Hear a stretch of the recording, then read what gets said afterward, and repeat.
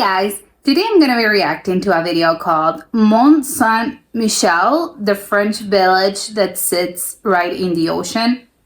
I think it's Mont-Saint-Michel. I'm so curious to find out and see what it is. So let's check it out. Mont-Saint-Michel, a world-famous site in northwestern France.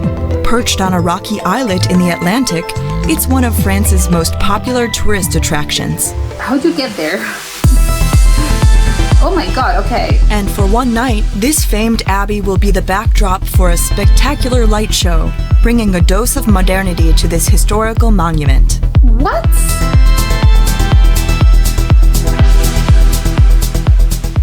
Bonjour, je suis Michael Canitro, je suis DJ, producteur de musique et fondateur du projet Monumental Tour et je suis ravi de vous accueillir aujourd'hui au Mont-Saint-Michel. Bonjour, je m'appelle François Saint-James, je suis guide conférencier à l'abbaye du Mont-Saint-Michel depuis 31 ans. François Saint-James is a resident lecturer and historian at the famous Benedictine Abbey. Constructed over 1,000 years ago, it's considered an architectural masterpiece. 1,000 years ago. UNESCO added Mont-Saint-Michel and its bay to its World Cultural Heritage List in 1979. François Saint-James knows the abbey better than anyone and has access to places most visitors never see. Moi, je suis là depuis très longtemps. J'ai un des plus gros trousseaux. Alors, il y a une clé qui ouvre presque toutes les portes, c'est le passe. Et puis, après, il y a des clés qui ouvrent certaines salles. Voilà. Mais en gros, avec ce trousseau, on peut aller quasiment, presque, absolument partout. The Frenchman still marvels at the incredible silhouette of this abbey in Normandy. Why wouldn't you? Yes, he also feels at home at Mont-Saint-Michel. For many years, he and his family even lived here on the island, in one of the stone houses built in the 15th and 16th centuries. Oh my god. J'ai eu la chance show us the house. d'être un des derniers à vivre dans le mont. Mes enfants, mes fils, sont nés presque dans la petite maison qui est là en contrebas. Nous habitions, ma femme et mes enfants, dans cette maison. Et puis, il y a 7 ans, on a dû partir parce que la vie devenait impossible. Et j'habite aujourd'hui à Avranches, là-bas. Mais de la maison, on voit le Mont-Saint-Michel. The tides at Mont-Saint-Michel are among the strongest in all of Europe, flooding the bay twice a day. For a time, large accumulations of silt threatened the island's status.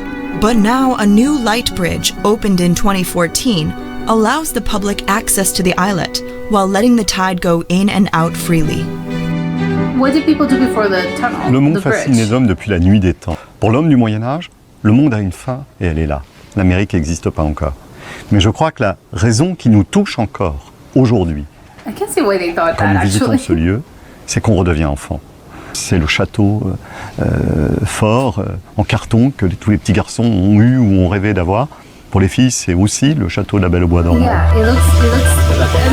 Parisian DJ Michael Canitro also visited Mont-Saint-Michel as a child, so getting to perform here is a dream come true.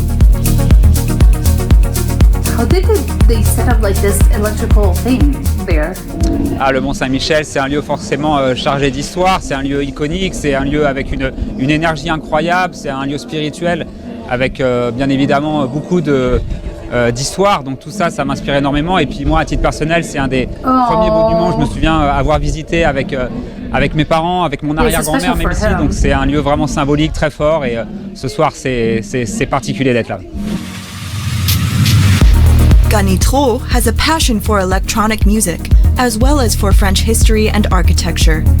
With his spectacular light shows at various historical monuments, Michael Canitro hopes to appeal to different generations and bring them together. That looks incredible. Being there at night.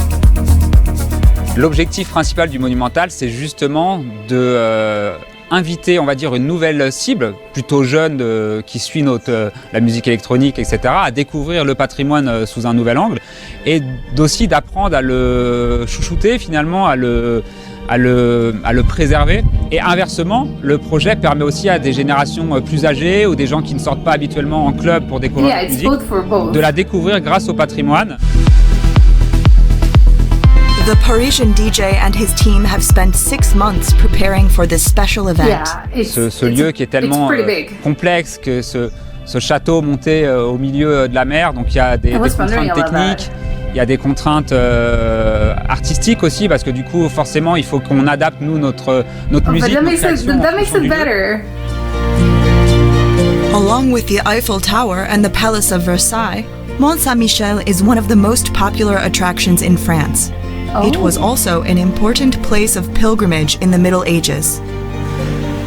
Il venait de toute l'Europe des dizaines de milliers de pèlerins, ce qui, si on rapporte à la population de l'époque, était énorme. Et aujourd'hui, 2,5 millions, presque 3 millions de visiteurs chaque année. Les touristes qui viennent visiter le mont, et qui viennent du monde entier aujourd'hui, marchent dans les pas des pèlerins du Moyen-Âge. Mont-Saint-Michel is 157 meters high and known for its historical and religious significance. Legend has it that in the year 708, the archangel Michael appeared to Aubert, the bishop of Avranches, and told him to build a church. Construction of the abbey that still exists today took place between the 11th and 16th centuries. It's thought to be one of the most complex and costly structures built in the Middle Ages. Yeah, like 200 years.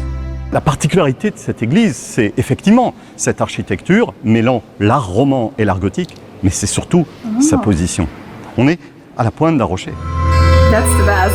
In the 14th and 15th centuries, Mont-Saint-Michel's strong walls protected residents from English troops during the 100 Years' War. And during the French Revolution in the 18th century, the abbey was transformed into a prison. Napoleon III finally had the village restored. In 1874, Mont-Saint-Michel was declared a national monument. Today, it's a World Cultural Heritage Site.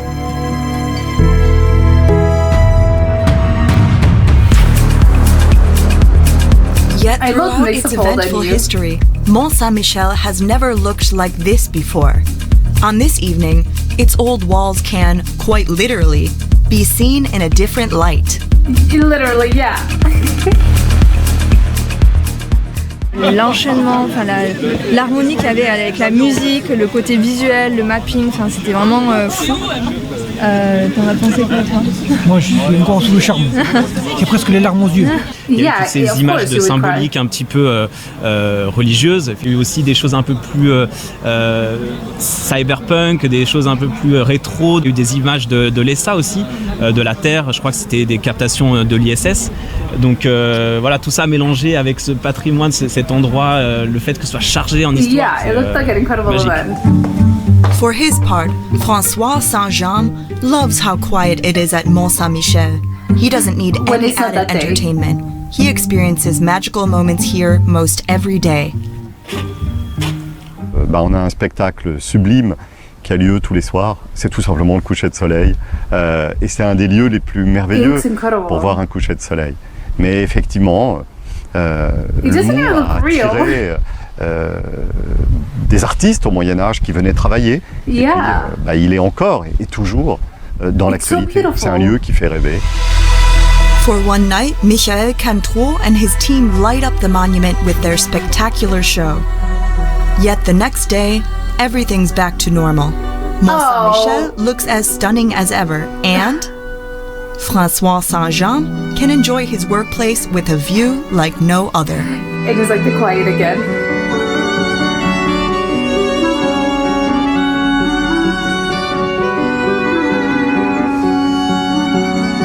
It looks like a Lego, I don't know, like it looks like a toy. I can't explain it.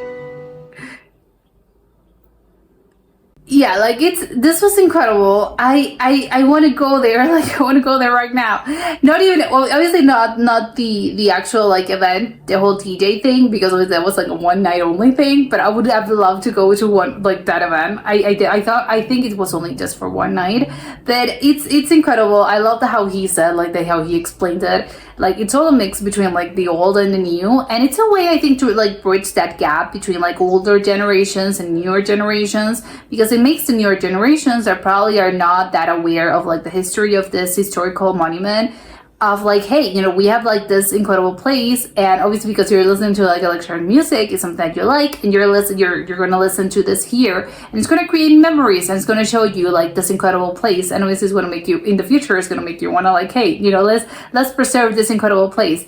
And for the newer generations, for the older generations that are already aware of this like incredible site, like it's a way to like actually like introduce them to some sort of like new music, new cultures, and it's like it's good for both of them. So I like the reasoning behind it all. It's like, okay, it is, because I think at first glance it could be a little weird to just think like, hey, why would you make like this event, like it looks incredible, like the DJ event with like all the music and the lights.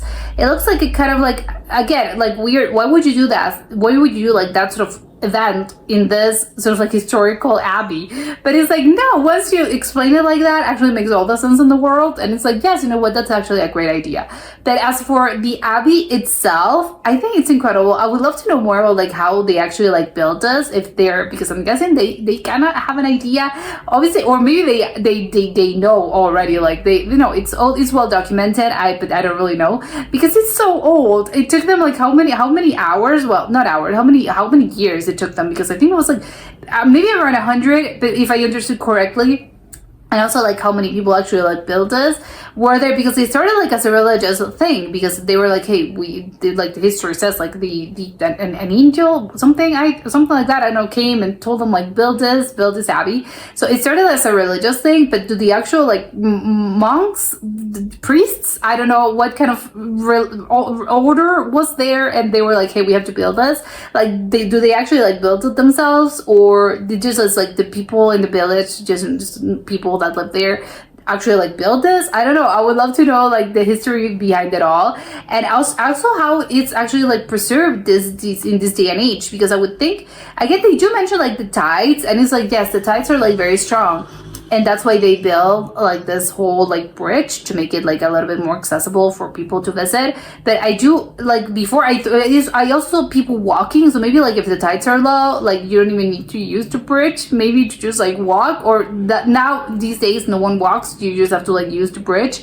But I would love to know how like they preserve this, because again, the whole thing about being in the ocean and in the actual water, because yes, it is water, so it makes me a little worried of like, I know that salt water can be incredibly like destructive like to structures, and it damages them quite quickly. So it is like, how they managed to preserve this place for so long, and how, like, what they do these days, and what's the plan for the future, because again, it's like salt water like destroys everything. So it is very interesting to me that like it's still in place. And I think from what I can understand, like even though maybe there are some places that have been maybe like remodeled or rebuilt, I think for the most part it has stayed like quite like that. And also because they show us like a little painting, I don't know how old the painting was, but it looked quite like, okay, I can see like it's kind of like the same thing, I don't know. So it is quite incredible they have managed to like it has withstand like the test of time. But I also would love to know if there are other houses there, because the guy in charge said that he actually lived there with his family. So it is, I don't know what he meant, like if it was like personal issues or something that made him like they had to leave this place, or it was actual like something happened in the island and they had to like, no, everyone like evacuated. I didn't really understand the part. But I would love to know if there's, again, it was a temporary thing, or people actually live there, because it is. And do they have a school? Do they have maybe like other things? Like what's the rest of the island look like? Like there's the abbey, that's always the biggest part, and obviously like it's the important part. But he does say like we had like a house, and we lived in that house that you can see like it's right like downhill. So it is like, okay, so there are other houses. How many houses there are? I'm guessing there's not a lot of them, like maybe 10 or 15. But is it like people, again, I don't think they have a school. Do they have like a restaurant, a supermarket, a cafe? I don't think they have any of that. So do they have to like, is it like the logistical part of living here? Although beautiful, I don't think how practical it is, like in the long term, because everything, like you can't, like nothing's nearby. It's like an island, and living on an island does have its challenges, especially an island like this that is just like a super special island where there's like nothing because it's just an abbey. So you have to everything has to you have to bring everything up from the outside, and obviously like if like there are no schools, there are no like jobs here, so you have to like just live there, but you have to like get out of here. Do they have electricity? Like how the electricity works? Do they have like clean water? I don't know. Again, like the logistical part, would love to know if people actually like do live there, or if they had to like move, because the whole thing was very hard to like manageable, and to just again like the sense of like how logical it is to actually live here. It is quite hard, although it's beautiful. It is, again, it's not very practical in the long term. Maybe it's something that you would do for a few months, but then you're like, okay, this is gorgeous, an interesting experience, but I have to leave. I have to go and visit, incredible, but again, I can't really stay there. And also I would love to know if there's like hotels or maybe your Airbnbs, because this looks like a beautiful place. And also if I'm thinking like from a tourist perspective, maybe I want to go visit there, but maybe I want to stay overnight. Maybe I want to stay for the weekend. So can I stay there? Or it's like no overnight guests. Like you have to move, you have to leave.